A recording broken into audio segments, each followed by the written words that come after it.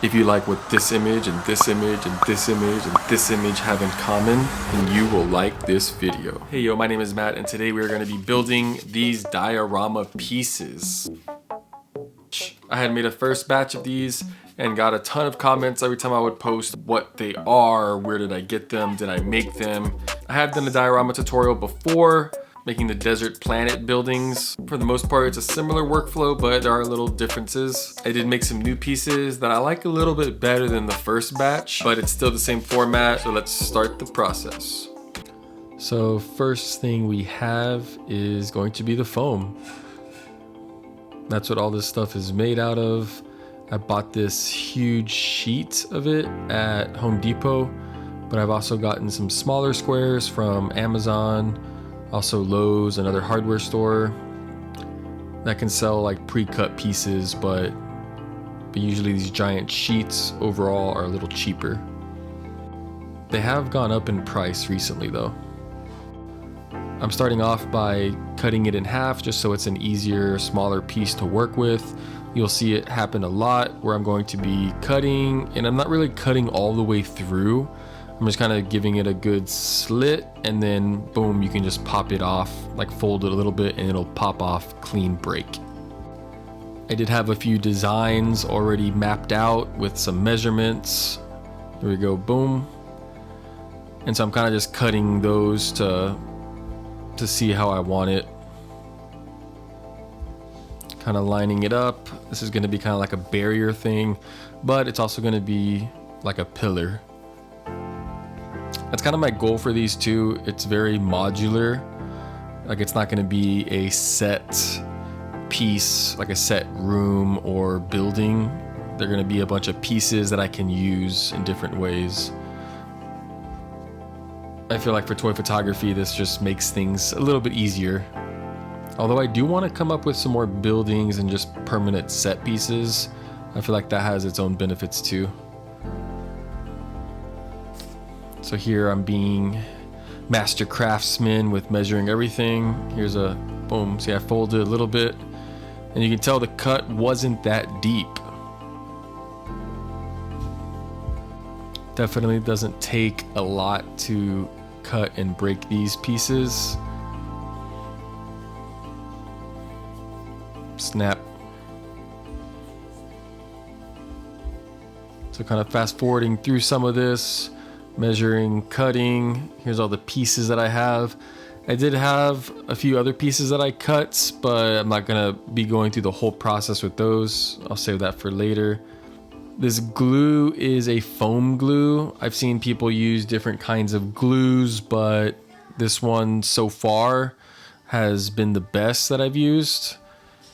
A little goes a long way, and I just kind of smear it on there and then stick it together. So onto my favorite part. We're going to be using this tool. It's called a metal scribe. I'm not sure exactly what it's used for, but I saw someone or a couple people recommend it and it's awesome. It's super sharp. It's just like a pen, but it's just a metal tip. It's very sharp. If you're underage, definitely have parental supervision or ask your mom or dad to help. But it cuts through very easily. I mean, most things would with the foam, but I just feel like you get a good direction with this tool. So what I do is kind of just like scratch off the foam. And so some of it I'll use it to break off chunks, but sometimes you'll see I'm also kind of just like peeling that first layer back. And so it really provides this texture that looks kind of like broken cement. And you can use this to make different like holes in the grounds or cracks that come out of the holes or from the broken wall pieces.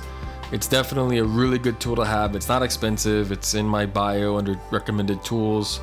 It's definitely a cool thing to have. I even use it on custom figures to scratch up some figures, and you can easily cause indentions in figures and all that. Another trick to making the foam look less like foam is getting some foil. This one I use is a heavy duty one, which I don't really like.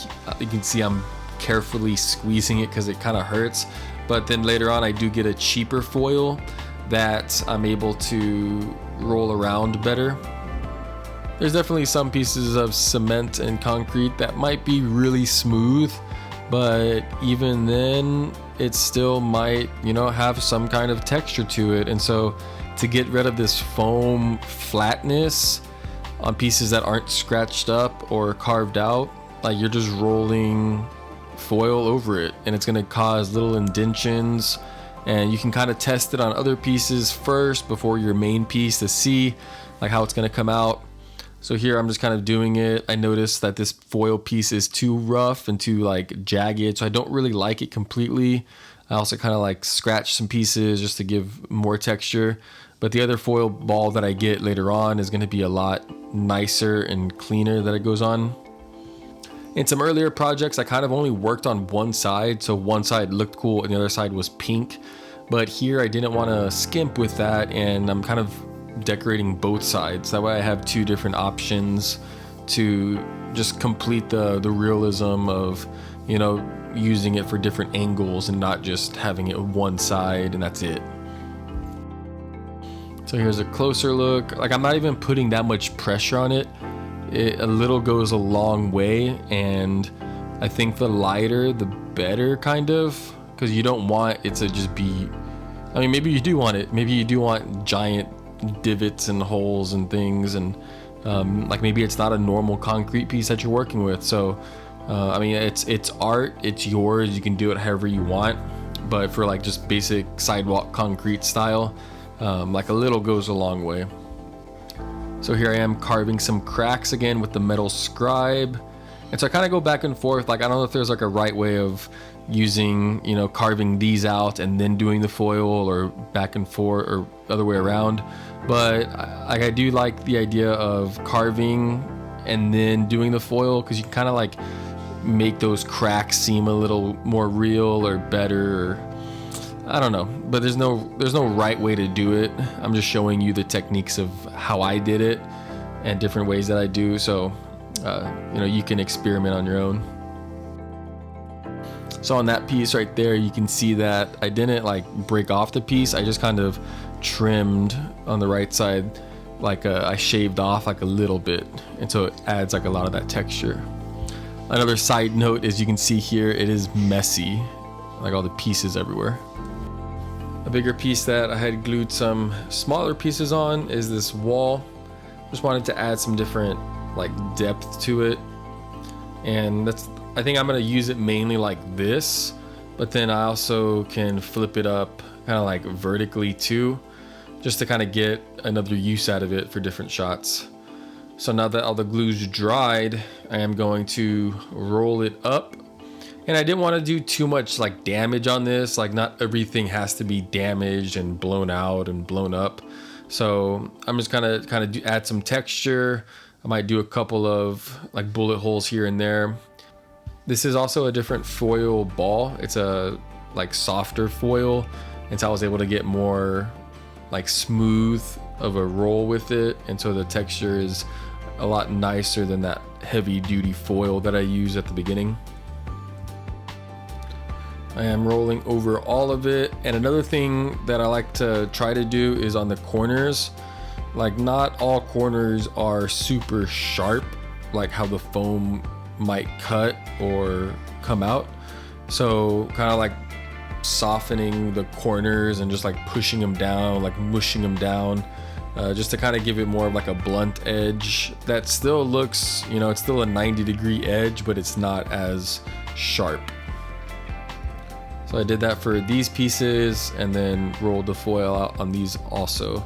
So here I did the little cuts and the holes first, and then I'm adding the texture with the foil after. So now on to painting. I've tried some different methods and ways of like how to start it. For this one, I am going to start off with just like a basic cheap paint gray layer. And so I'm just painting all of the pieces just gray. And then after this base layer is when we're gonna add different colors to make it look more real. For the base coat, I do like using this foam brush. I feel like it just gives it more of an even layer to work with rather than a brush that might leave some streaks here and there. But once again, that's just a personal choice. For this giant wall piece, I just poured the paint directly on it and then kind of went from there, just painting all of it down. Felt like it was going to go faster that way.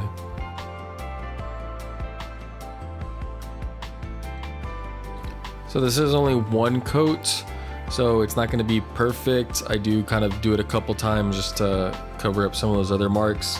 And if you're using a black paint, then that'll cover up a lot of it right away. That's another popular base coat, is using black first.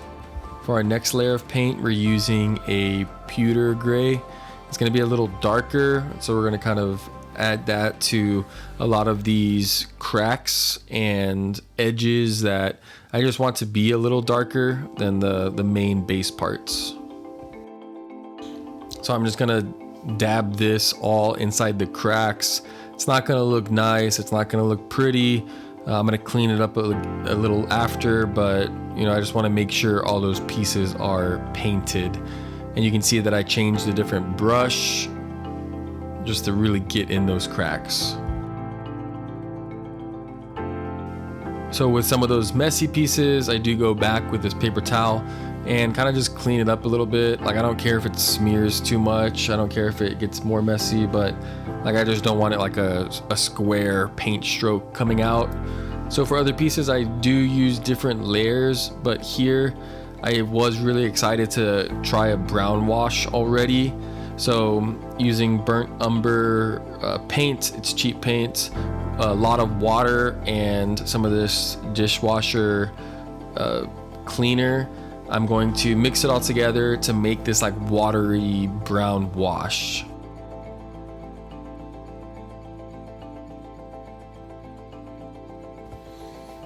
I kind of wanted it a little darker, so I added some black paint as well.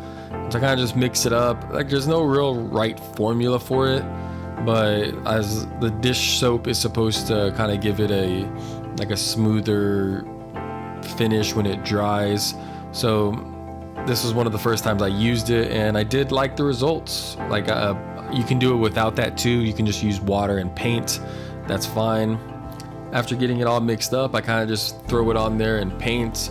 And then this first piece, I kind of dried it off. Like, I tap dried it with a paper towel. You don't have to do that. It just depends on how dark you want it to kind of like stain your pieces. But here I'm just kind of letting it drip and let it do its thing. I could see how I could have made it more watery. I think this was still too much like paint based. You want it watery to really get in all those cracks and kind of just like, you know, spread all over. It doesn't have to really paint it. You're just kind of, you know, you're weathering it. You're just kind of adding that darker color to it.